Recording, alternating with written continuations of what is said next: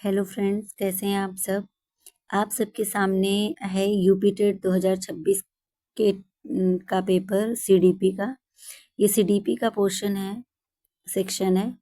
और ये 5 साल बाद पेपर हुआ है। और यानी 2021 में हुआ था, पेपर लीक होके 2022 में हुआ था, लेकिन अब वही पेपर यूपी टेट का 2026 में कराया गया। और ये 2 तारीख के फर्स्ट शिफ्ट का पेपर है सीडीपी का। तो आइए इसका एनालिसिस करते हैं और देखते हैं। पेपर वैसे बहुत इजी था। आइए देखते हैं कैसे क्वेश्चन रहा।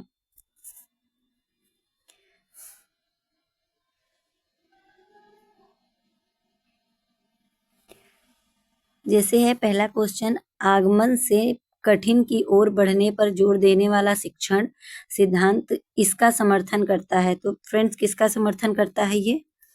तो ये करता है संज्ञानात्मक सहारा, यानी आंसर डी सही हो जाएगा।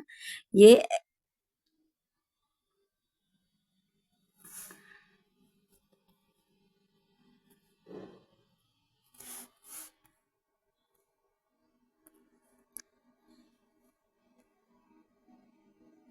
इसके ये कॉग्निटिव इसके फोल्डिंग इसका आंसर होगा।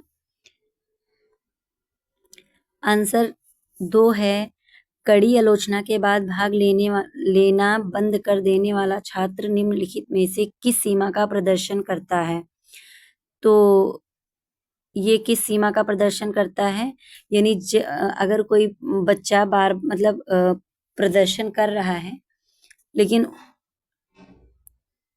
आप लोग मतलब टीचर उसकी आलोचना करता है, बुराई करता है, उसके बारे में गलत बोलता है, तो ये आलोचना सुनने के बाद अपना वो भाग लेना बंद कर देता है। यानी उस वो आलोचना उसको अपने आप में अंदर ही तोड़ देती है। तो वो क्या करेगा? तो वो दंड आधारित नियंत्रण हो जाता है ना। आंसर ए सही हो जाएगा। नेक्स्ट क्वेश्चन है, किशोरों को स्वायत्तता की आवश्यकता होती है क्योंकि ये प्रतिक्रियाओं पर निर्भर हैं, ये बच्चे हैं, उनके पास तर्क की कमी है, वे स्वतंत्रता चाहते हैं। तो आंसर डी सही हो जाएगा, क्योंकि वो स्वतंत्रता चाहते हैं। प्रश्न नंबर 4, इक्विटी समानता से अलग है क्योंकि इक्विटी का मतलब है, तो इक्विटी का मतलब है जरूरत के आधार पर निष्पक्ष सहायता देना। यानी कि जैसे कोई कह रहा है कि यूपी टेट के एग्जाम में मुझे बोतल, पानी की बोतल नहीं ले जाने दे रहे हैं, लेकिन उनको स्प्राइट की बोतल ले जाने दे रहे हैं, लेकिन ऐसा क्यों? तो उसको नीड है, उसको आवश्यकता है, इसलिए उसको थोड़ा सा सहायता, निष्पक्ष सहायता दी जा रही है। तो इसका आंसर ए सही हो जाएगा, जरूरत के आधार पर निष्पक्ष जरूर सहायता। क्वेश्चन नंबर 5, अवधारणा मानचित्रण जैसी शिक्षण रणनीतियां डैश को बढ़ाती है। किसको बढ़ाती है? प्रतिक्रियात्मक क्रिया को, सतही स्मरण को, निष्क्रिय अधिगम को, ज्ञान का संगठन को। तो ये ऑर्गेनाइजेशन ऑफ नॉलेज को। ऑप्शन डी सही हो जाएगा, आंसर डी सही हो जाएगा।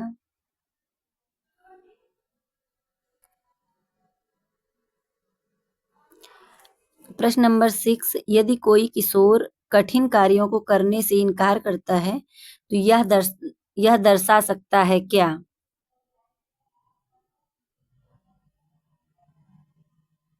तो कोई कठिन कार्य को करने से इनकार करता है, यानी अगर कोई सोच रहा है कि अगर मैं ये काम करूंगा तो मैं फेल हो जाऊंगा या फिर मेरे नंबर कम आ जाएंगे, मैं ये काम नहीं करूंगा, तो वो पहले ही असफलता से भय खा रहा है, यानी डर जा रहा है। फियर ऑफ फेलियर हो रहा है, वो फियर ऑफ फेलियर हो रहा है। तो उसका आंसर डी सही हो जाएगा। तो डी ऑप्शन करेक्ट हो जाएगा। और नेक्स्ट अगला प्रश्न है, सहयोगी सीखना समावेशन को बढ़ावा देता है। सहयोगी सीखना समावेशन को बढ़ावा देता है, क्या बढ़ावा देता है? तो इसका आंसर कक्षा में अलगाव बिल्कुल नहीं, शिक्षार्थियों की रैंकिंग बिल्कुल नहीं, पदानुक्रम को प्रोत्साहित करना ये नहीं होगा। उसका आंसर होगा इनहेंसिंग पीयर कोलैबोरेशन, यानी सहपाठियों के सहयोग को बढ़ाना। करेक्ट आंसर डी हो जाएगा, correct option is the D. किशोरावस्था में भावनात्मक परामर्श मुख्य रूप से कम करता है। किशोरावस्था में भावनात्मक परामर्श मुख्य रूप से कम करता है किस पर? विकास, शैक्षणिक ज्ञान, प्रतिक्रियाएं, चिंता और भ्रम। तो क्या करता है? चिंता और भ्रम को कम करता है। ठीक है। वैसे फ्रेंड्स किशोरावस्था से बहुत सारे क्वेश्चंस आए हुए हैं, तो किशोरावस्था अच्छे से पढ़ के जाइएगा। अगला प्रश्न है, पढ़ने की खराब आदतों के कारण असफल होने वाले किशोरों में किस किशोरों में इस चीज की कमजोरी झलकती है? तो किसकी? यानी तो आत्मनियमन, सेल्फ रेगुलेशन की, यानी उसके सेल्फ रेगुलेशन में ही कमी है।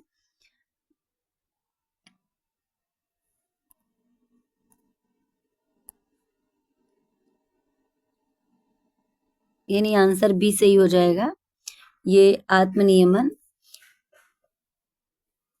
क्वेश्चन नंबर 10, थांडाइक के अनुसार सीखना तब तक प्रभावी ढंग से नहीं होगा जब तक कि सीखने वाला तैयार हो। जब तक सीखने वाला तैयार नहीं होगा तब तक सीखना अच्छे से नहीं हो पाएगा। घर और स्कूल के माहौल से प्रभावित अधिगम इन बातों को उजागर करता है। किसको? यानी घर और स्कूल दोनों पर्यावरण से जुड़े होते हैं, पर्यावरणीय कारक हैं। केवल अंकों से प्रेरित छात्र मुख्य रूप से डैश डैश द्वारा प्रोत्साहित होता है। यानी केवल अंकों से नहीं, क्लास में वह टॉप करना चाहता है, अच्छे नंबर लाना चाहता है, उसी से वो प्रेरित है, या बाहरी प्रेरणा है। आंसर बी सही हो जाएगा। एक कक्षा 7 का छात्र सामाजिक चिंता के कारण समूह कार्य से बचता है। सबसे समावेशी रणनीति होगी सहपाठियों के सहयोग से धीरे धीरे भागीदारी को बढ़ावा देना, छात्र को स्थायी रूप से छूट देना, बचने की सार्वजनिक रूप से आलोचना करना, तुरंत भागीदारी की मजबूर करें। नहीं, आंसर ए सही हो जाएगा। सहपाठियों के सहयोग से धीरे धीरे भागीदारी को बढ़ाना। Question number 14 group project dash dash द्वारा सीखने को बढ़ावा देता है। तो ग्रुप प्रोजेक्ट साझा तर्क को प्रोत्साहित करता है। आंसर ए सही हो जाएगा। किशोरावस्था के दौरान गणित सीखने में ठहराव अमूर्तता की बढ़ती मांगों के कारण हो सकता है, जो निम्नलिखित संकेत देता है: विकासात्मक संक्रमण, कठिनाई, पलटा गिरावट, सुदृढ़ीकरण की अनुपस्थिति, स्थायी असमर्थता। तो वो आंसर ए सही हो जाएगा, विकासात्मक संक्रमण, कठिनाई।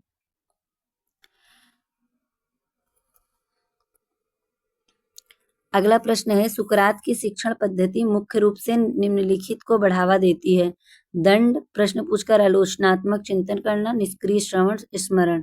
तो फ्रेंड इसका आंसर बी सही हो जाएगा, प्रश्न पूछकर आलोचनात्मक चिंतन करना। 18 नंबर क्वेश्चन है 18 नंबर क्वेश्चन है, किशोरावस्था में सीखी हुई लाचारी का सबसे सीधा प्रभाव डैश डैश डैश पर पड़ता है। तो option b is the correct हो जाएगा, दृढ़ता और प्रयास पर। क्वेश्चन 19 नंबर क्वेश्चन है, थांडाइक का प्रयास एवं त्रुटि अधिगम सीमित है क्योंकि यह संज्ञान की उपेक्षा करता है, जेडपीडी का समर्थन करता है, अंतर्दृष्टि को प्रोत्साहित करता है। नहीं, ये अमूर्तता को बढ़ावा देता है। आंसर डी सही हो जाएगा। प्रश्न नंबर 20, अनुकूलित गृह कार्य दर्शाता है शिक्षार्थी की आवश्यकताओं के आधार पर विभेदीकरण, कक्षा में अलगाव, कमजोरी, अपेक्षाएं, सीखने में प्रतिक्रिया पूर्वग्रह। नहीं, ये सब नहीं होगा, आंसर ए सही हो जाएगा, शिक्षार्थी की आवश्यकताओं के आधार पर विभेदीकरण। अगला प्रश्न है 21 नंबर, अलग अलग समूहों के बीच टकराव के दौरान एक समावेशी सुविधाकार को इसे प्राथमिकता देनी चाहिए। किसको? तो आंसर अलग अलग समूहों के बीच टकराव को समावेशी कक्षा, इंक्लूसिव एजुकेशन में डी ऑप्शन सही हो जाएगा। शांत और सम्मानजनक चर्चाएं होनी चाहिए, सभी बच्चों को एक समान व्यवहार करना चाहिए सभी के साथ। सामान्य और समावेशी बालक, विशिष्ट बालक दोनों को एक समान देखना चाहिए। प्रश्न नंबर 22, कक्षा में होने वाली बहसें डैश डैश के माध्यम से संज्ञानात्मक विकास को बढ़ावा दे सकती है। तो ये संज्ञानात्मक संघर्ष, निष्क्रिय श्रवण, स्मरण, मौन, यानी कॉग्निटिव कॉन्फ्लिक्ट को। आंसर ए सही हो जाएगा। 23 नंबर प्रश्न है, आधुनिक कक्षाओं में शिक्षक की भूमिका मुख्य रूप से इस प्रकार होती है। व्याख्याता, सुविधाकर्ता, नियंत्रक, परीक्षक। नियंत्रक परीक्षक होता नहीं, व्याख्याता बिल्कुल नहीं सही होता, ये सुविधाकर्ता हो जाएगा। प्रश्न नंबर 24 है, 24 है।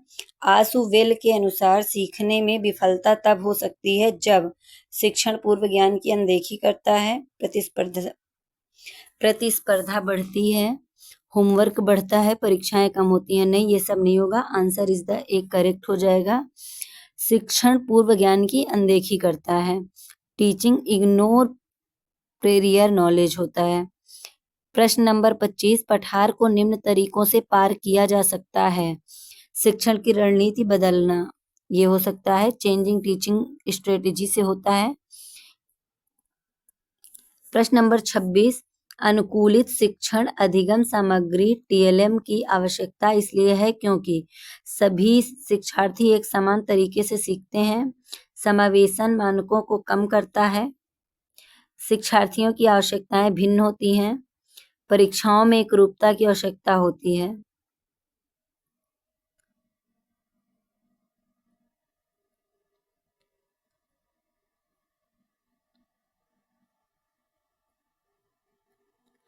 तो इसका आंसर सी सही हो जाएगा। लर्नर्स हैव डिजर्व नीड्स, यानी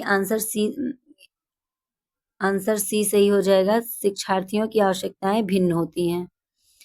अगला प्रश्न है 27 नंबर, सीखने की सबसे अच्छी परिभाषा है। अस्थायी मनोदशा परिवर्तन, बिल्कुल नहीं। शारीरिक विकास, बिल्कुल नहीं। अनुभव के कारण व्यवहार में होने वाला अपेक्षाकृत स्थायी परिवर्तन, परिपक्वता, तो आंसर सी सही हो जाएगा। अनुभव के कारण व्यवहार में होने वाला अपेक्षाकृत स्थायी परिवर्तन। अब प्रश्न नंबर 28, बच्चों के विकास के सामान्य सिद्धांतों के अनुसार विकास को निरंतर प्रक्रिया क्यों माना जाता है? विकास केवल शारीरिक वृद्धि पर निर्भर करता है? नहीं। विकास किशोरावस्था के बाद रुक जाता है? नहीं। विकास केवल स्कूल जाने के वर्षों में होता है? विकास जन्म से पहले से लेकर मृत्यु तक जारी रहता है। यानी D option is the correct. विकास जन्म से पहले यानी गर्भावस्था से लेकर मृत्यु पर्यंत विकास होता रहता है।